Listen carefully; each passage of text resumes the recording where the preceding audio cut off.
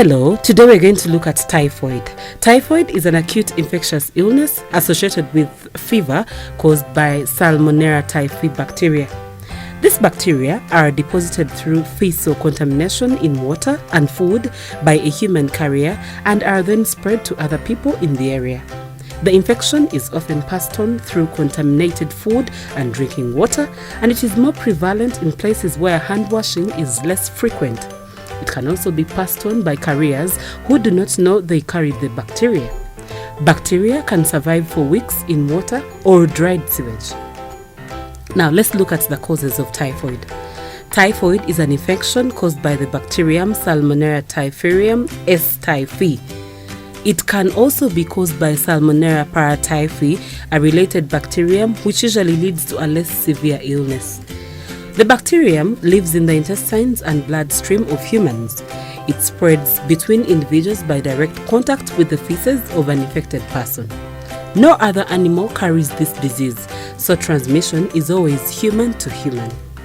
Let's look at the mode of transmission. 1. Houseflies from toilets to food. 2. People's failure to wash hands after visiting the washrooms. 3. Cockroaches. Now, how do you know that someone or you yourself have typhoid? Or how do you know that someone has typhoid? Or how do you know that you yourself you have typhoid? So these are the signs and symptoms. 1.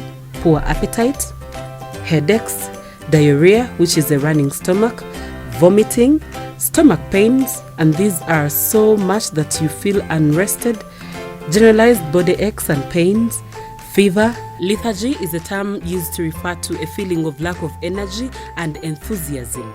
You're there and you feel inactive, you're there, you don't want to do anything, you feel fatigued, yet you've not done anything, you're just too passive, you feel weary, you feel tired, you feel stagnated, you feel lazy, you feel idle. All those are terms that I could use to explain lethargy. Now, mitigation. This is what we can call like our prevention. The means how we can avoid catching typhoid. 1. By washing hands with clean water and soap every after visiting the washrooms and before any meal. It doesn't matter whether you have washed your hands from the washroom immediately and you're going to eat. Please wash your hands again. 2. Covering leftover food. 3. Ensure only clean containers for drinks and eats. Drinking only boiled water. Avoid reckless shaking of hands. That means let us restrict who and who we should shake hands with.